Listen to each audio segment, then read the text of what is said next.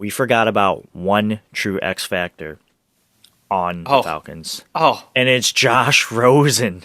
oh, that Oh is my not. God. That's not where I thought you were going. Sheesh. No, we got to watch out for Josh Rosen. You're now listening to the Wandering Buffalo podcast with your hosts, Andrew Chang and Justin Goddard.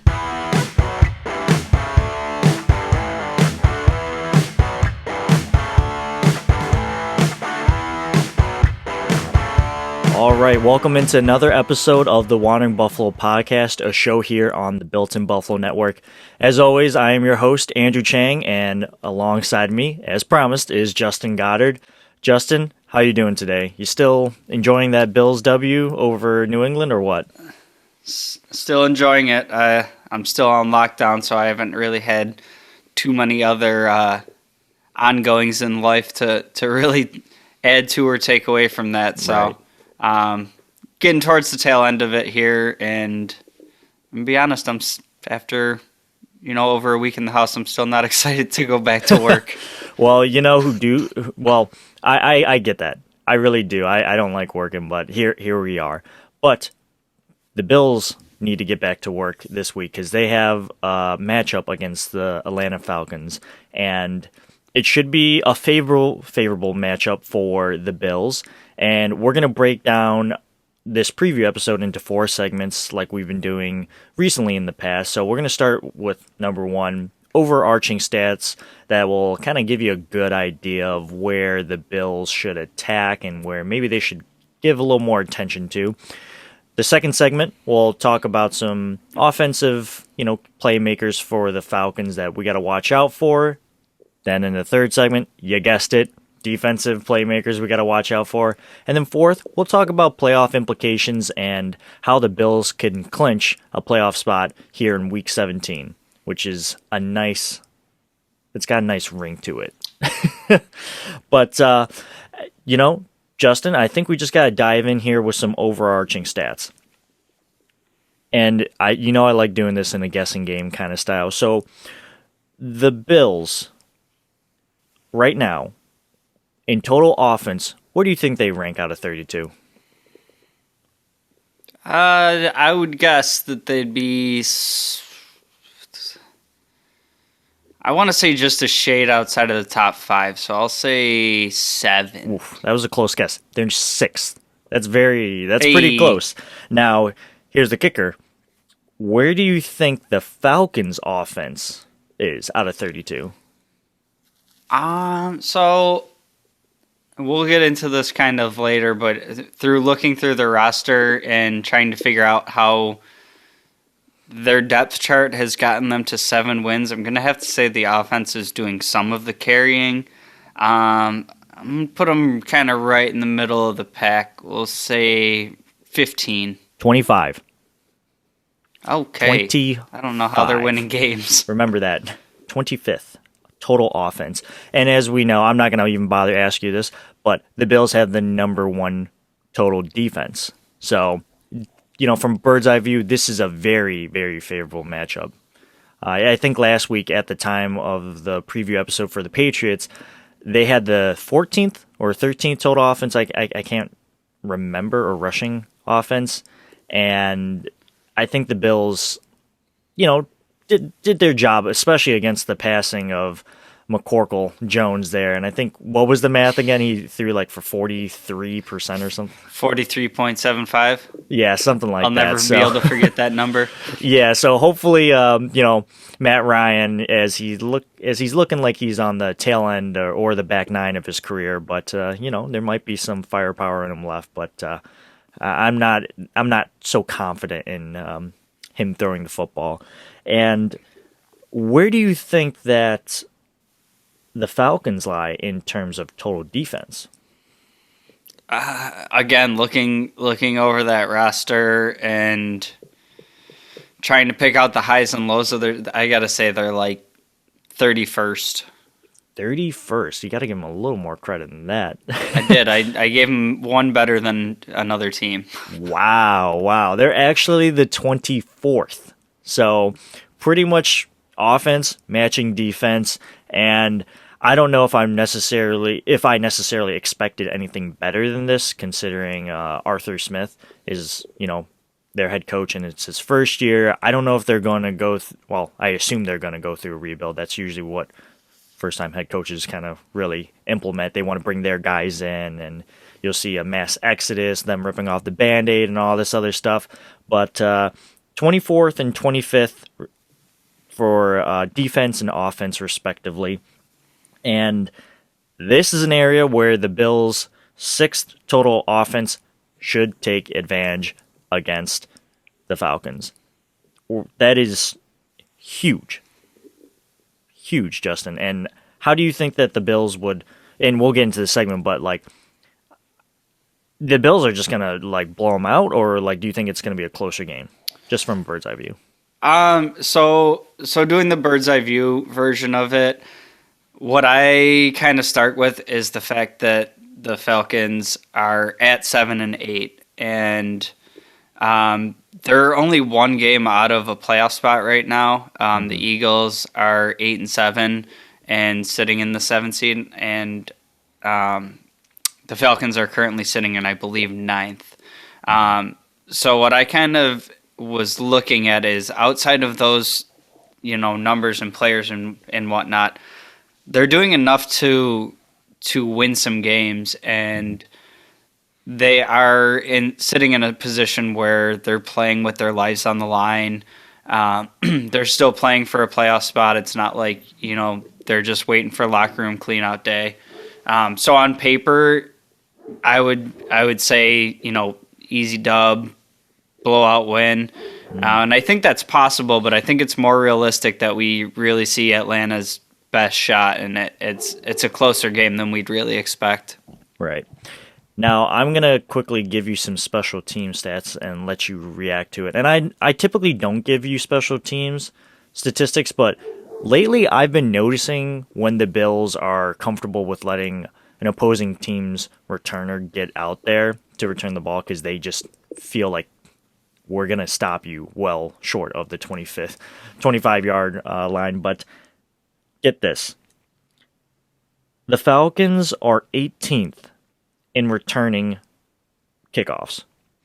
They're 16th at kicking on kickoffs, and then they're 15th at net punt yards on returning. So 42.0 yards on return. The Bills are 6th at kicking off. So, they're 9th at kicking off and 6th at returning.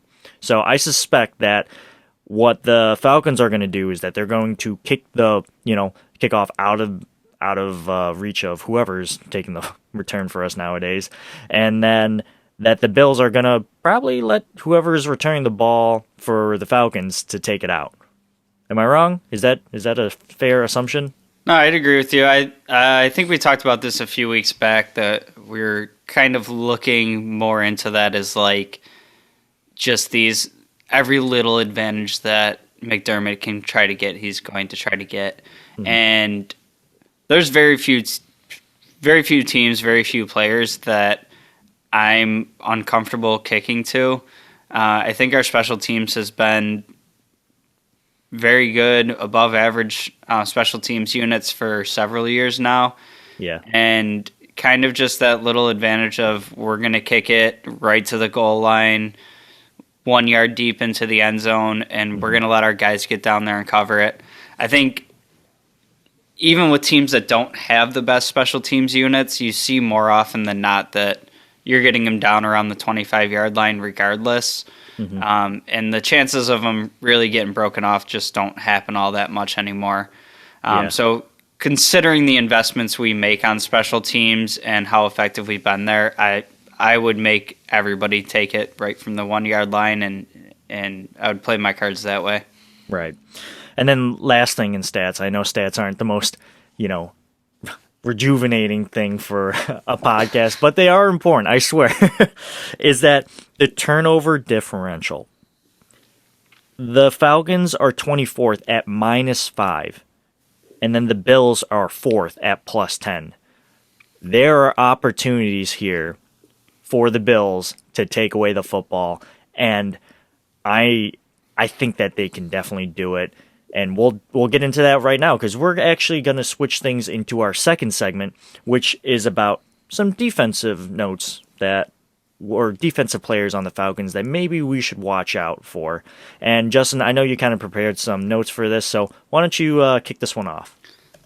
Yeah, so the defensive side of the ball is where I was getting to with this roster that, I'm a fan of the NFL. I'm a fan of the league, and there's the players on every team that even if you don't follow the team, you still have the household names, right? Mm-hmm. The guys that you can pick out. And just looking at this Falcons team, they don't really have many players by that standard. I mean, I was looking through on who I feel like is going to threaten to take over a game, or who could really make us have a bad time. And one of the guys I brought up with you pre-show was AJ Terrell, and I remember him being like a pretty good, decent cornerback. And your first reaction was, AJ Terrell's kind of sus, right? And that's somebody that I was looking to as kind of a highlight on their defense. So, yeah, Grady Jarrett up front, he's a good player, but to me, it's kind of him and a bunch of they're NFL caliber players, but there's not really anybody that's striking too much fear in me. Maybe Dante Fowler. Mm-hmm. Well, to be fair, AJ Terrell is still fairly new to the league. So when I say he was sus, right now he's sus. Right? He can get there maybe, but right now maybe not so hot. Maybe next year. Like you said, Garrett, definitely a highlight person for that defense. But one person who I want to talk about is Oluwaken. I'm sorry if I mispronounce your name, but he's the linebacker. He leads the team in tackles at 166, and he also leads the team in interceptions with 2. So definitely someone that the Bills should probably watch out for. I don't know how their Bills would attack Oluwaken. Maybe they just all together go away from him since he seems to be the most productive and highlight-making machine. What do you suspect that the Bills are going to do to combat Oluwaken? Well, first and foremost, I avoided my guy Oluwaken here, so I didn't have to be the one to say his name first. Yeah. We need Hooked on Phonics Bills edition. Yeah. So they run a 3-4 defense. So part of that 3-4 defense is I feel like the middle linebackers often kind of have a little bit of inflated stats, especially in the tackles department, just because it's designed for the linemen to kind of open up the space for the linebackers to make the plays. Mm-hmm. So, I mean, I think the pretty obvious answer there is something that the Bills shouldn't be trying very often anyways, and that's just kind of bashing the running backs between the tackles. Mm-hmm. I think in the past... Wait, you don't want to send Moss in between the tackles? I don't want to send Moss onto the field. All right. I think we've seen in the past few weeks a little bit more creativity out of the Bills' run game, and infusing McKenzie back into that jet sweep, kind of opening up the edges a little bit, and just kind of all working together. And I think it's opened up some of the edge runs that we really weren't able to do because of our lack of speed from the running backs, and so for the better part of the beginning of this year, there was an awful lot of we're just going to keep smashing between the tackles to no avail. Whereas now I think it's kind of opened up gaps and there's a little bit more misdirection on what we're doing with the running game. So to your point, their highest numbers guy for tackles, their most dominant tackler on the team. I would just avoid running straight at him and maybe do some things with like underneath routes to get him a little bit out of position. put them in some conflicts and some high and low concepts, maybe. Yeah, make them decide. We'll move to the offense here real quick because there are, in my opinion, more highlight players there than the defense, and I mean that with no disrespect whatsoever. But you saw that the Patriots rushed 4.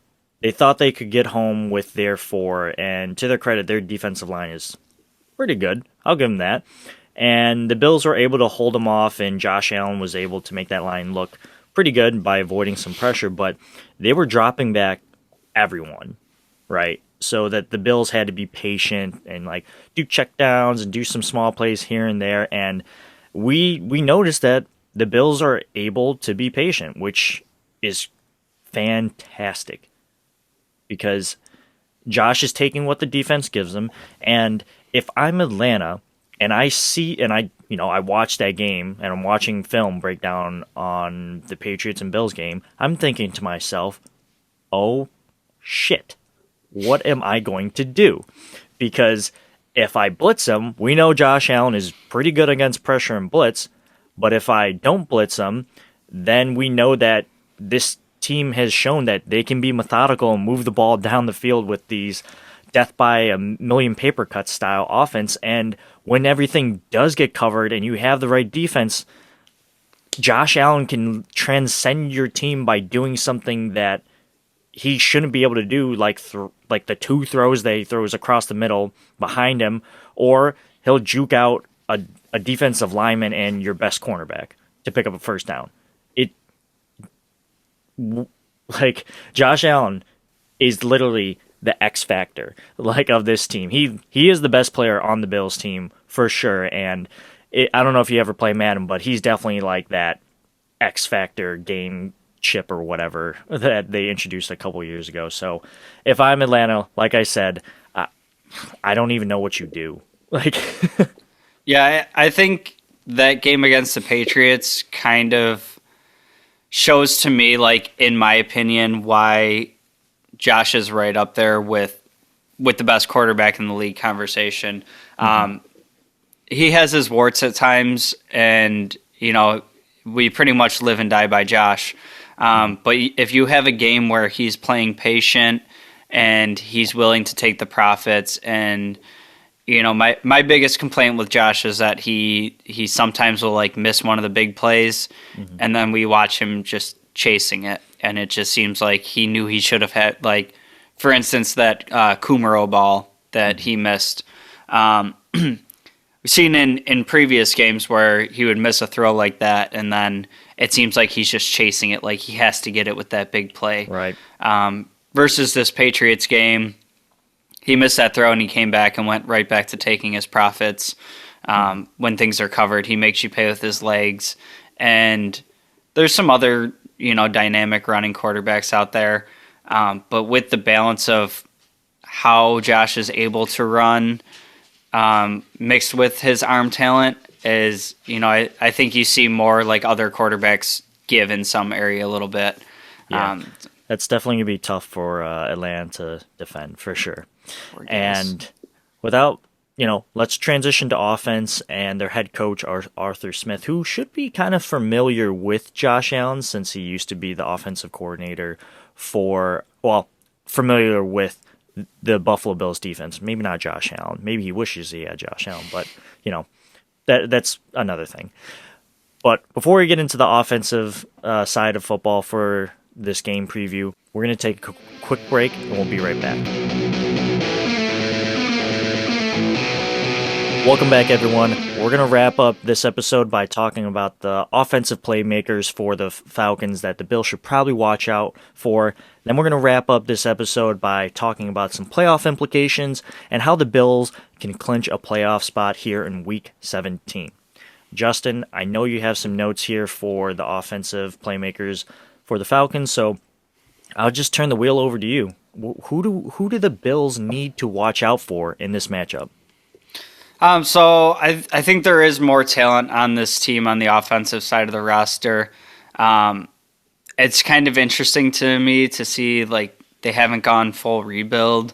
I guess they're trying to squeeze out some of the last of Matt Ryan here. So we'll start right at the top with Matt Ryan, who's definitely getting up there in age. But he looks like, to me, considering the talent around him, that he's still playing some pretty good football. I was a little bit surprised with Arthur Smith coming in his first year. Their draft position in this previous draft, that we didn't see the Falcons go out and use that asset to bring in his own quarterback. Typically you see a new quarterback want to start fresh, but they decided to roll with Matt Ryan another year.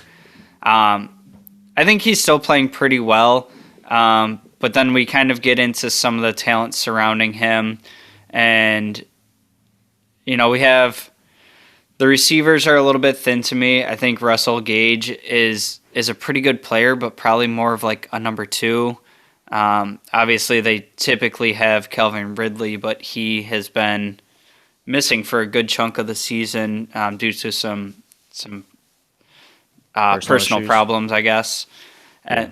Very respectable for him to do that, by the way. I totally get it. Yeah, take the time you need. Yeah. And then their second receiver would be Tajay Sharp.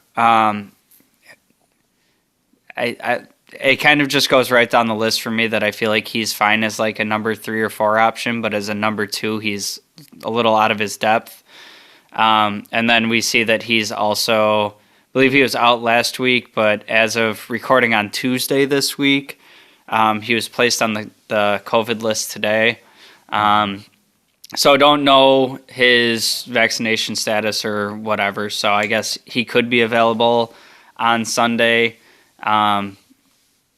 Could not be. So turn it back over to you, kind of get your thoughts on those ones, and then we can dive back more into it. Yeah, so I think you started off with Matt Ryan, so I'll kick things off there. And this team, there's no doubting that this team is kind of going through some obstacles, right? New head coach, new scheme, some turnovers with personnel, and they lost some key contributors, such as oh my god, I just forgot Calvin Ridley. So that's a huge loss for this team. But even with all those obstacles in the way, Matt Ryan's actually not doing bad, as you mentioned. So I'll echo it a little bit here. He has a completion percentage right now of 67.9%. That's pretty good, right? He's got 3,555 yards, an average of 7.1 yards per completion, about 240 yards per game. Not bad. He's got 19 touchdowns, 11 interceptions. Obviously, if you're Matt Ryan, you want the interceptions a little lower. And he's got a rating of 91.5, which, if I'm not mistaken, 90's average. So that's pretty good considering what he's got to work with. So I think Matt Ryan's actually doing a pretty serviceable job with everything considered. So I think he's doing all right. You also mentioned that I think you said Cordell Patterson, right? I didn't get to him yet, but he's going to be on the list, so you can feel free to dive in there. Okay, I'll just flush out my thoughts and then we'll ping pong off each other. But Cordell Patterson leads this team in rushing yards with 579 yards. We know he is a Swiss Army knife because he's a running back, receiver, and returner. Also, shout out to Cordell Patterson's mom. I liked what he said. Like, my mom can work like 3 jobs or 2 jobs. I can play like 3 positions or something like that. So shout out to all the moms out there. But he also, like I said, he leads the team in rushing with 579 yards, but he also is third on the team for receiving with 523 yards. So over 1,000 yards per scrimmage of scrimmage yards for Cordell Patterson. Definitely someone you want to watch out for since he's a chess piece that can move around. You don't know what they're going to do with him. Their leading receiver is Kyle Pitts. You mentioned him a little bit ago. Maybe you didn't. Maybe I don't know. I'm losing my mind here.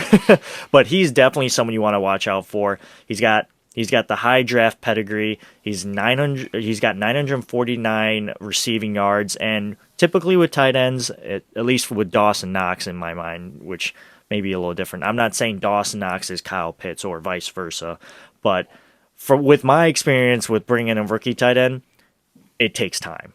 It takes time for them to get the ball rolling.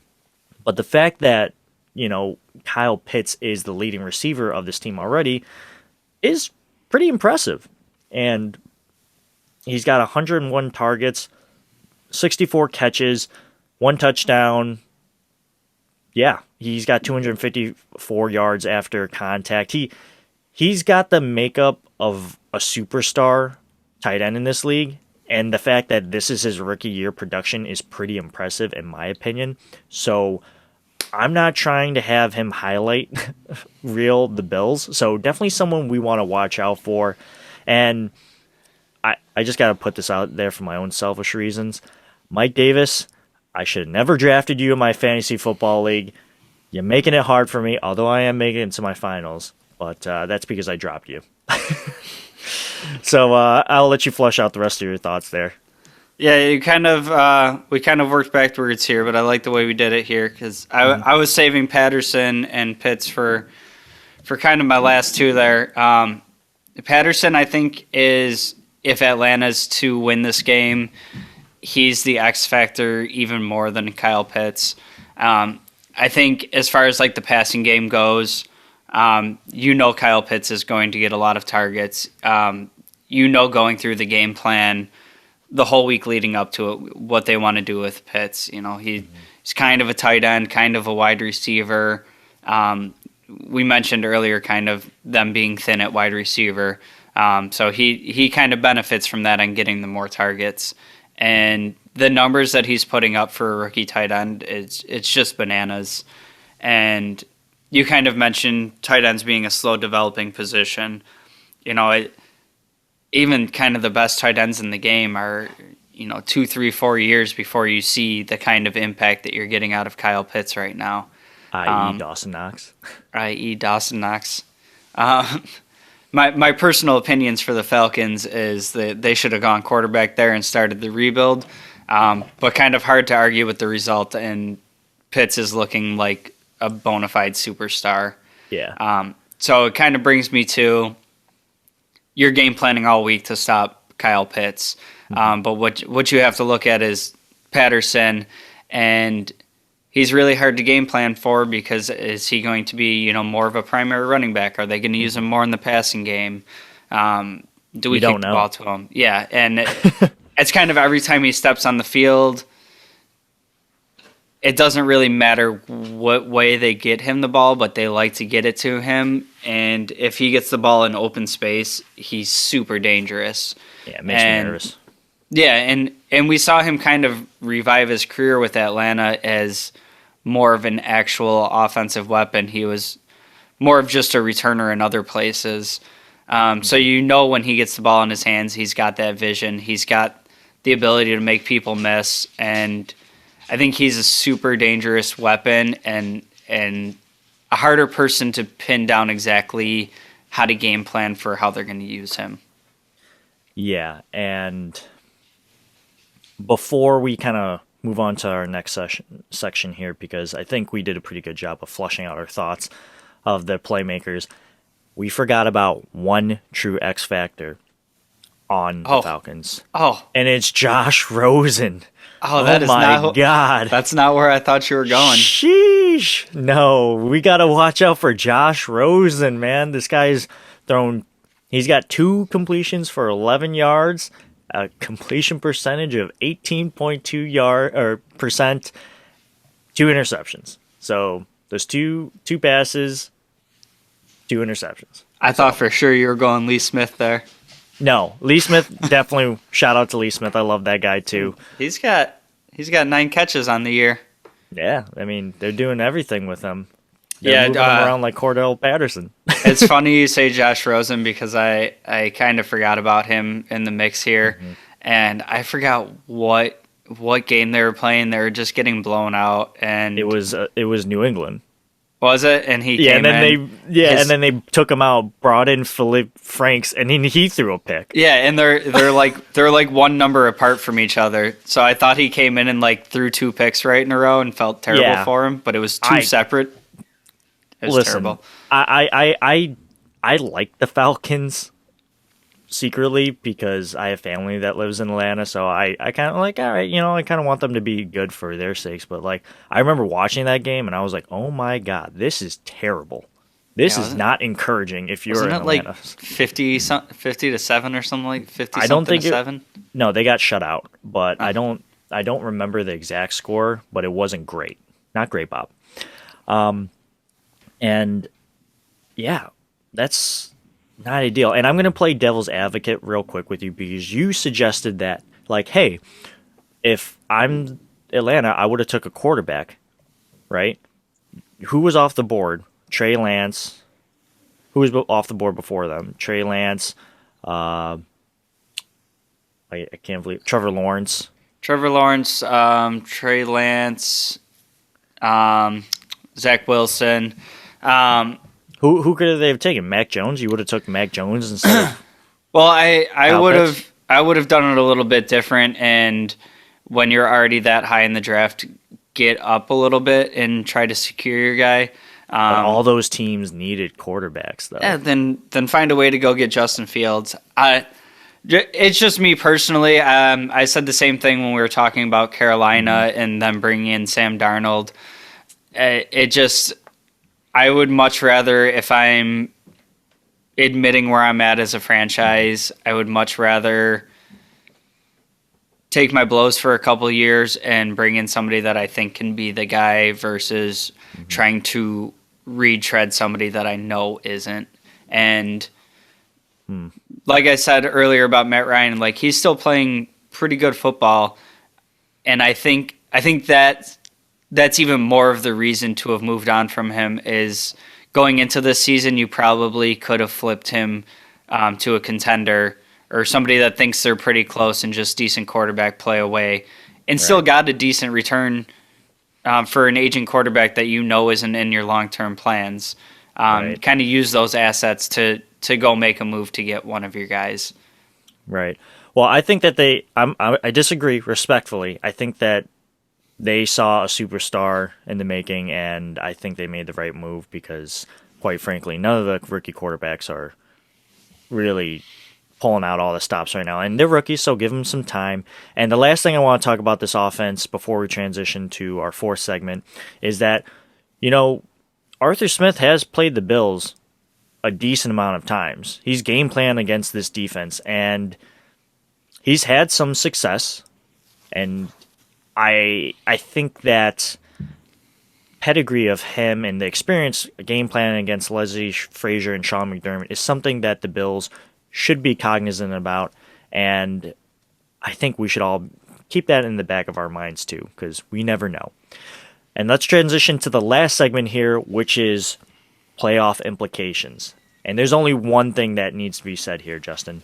The Bills can clinch in Week 17 if they win, and if the Chargers and Raiders lose. And I got this from the Buffalo Rumblings website just because I saw a post. And I was like, let me see this. Because I'm not savvy enough to go on the New York Times playoff machine and just kind of like click buttons and like check that out. That's so much. I gladly take someone else's word. But I do cite them as a, good student or researcher.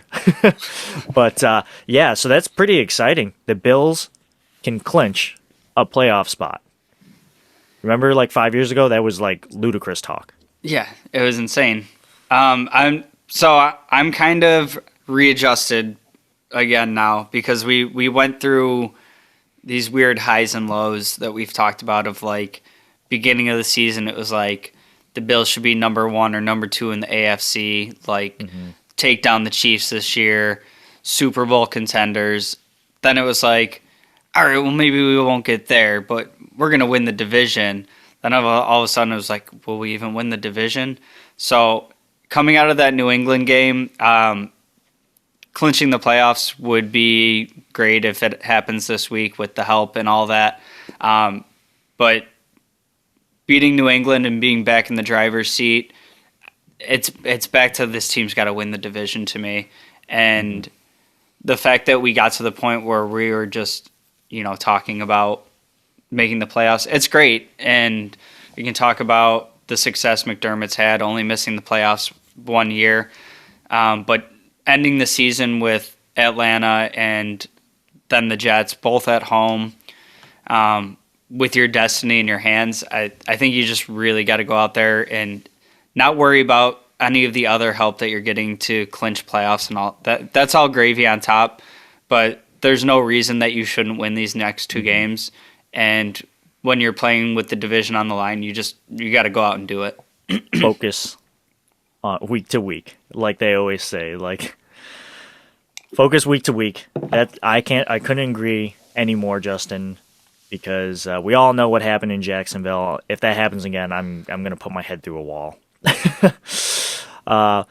Anyways, that's going to wrap it up for this episode. Thanks for listening. Make sure to tune in to our game recap episode, which is now, again, dropping on Mondays, and then we preview the next game against the Jets, which will drop on Thursdays.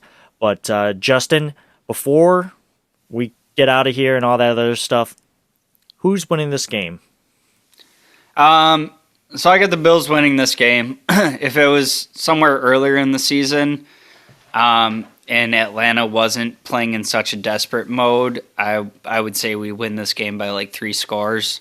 But I think a tighter contest than you'd expect. Bills take it 27-17. That's a pretty specific score. And I don't give out scores. I do think that the Bills will pull away with a win here and then move on to next week, which is the Jets. Anyways, Justin, where can the people find you and everything that you do? You can find me on any social medias at jgods22. And you can find me on social media by searching up Two Changs. Apologize for the stuttering today. Don't know what it is. I got the jitters. I'm just so excited for this got next the yips. game. Yeah, basically. Well, that's going to do it.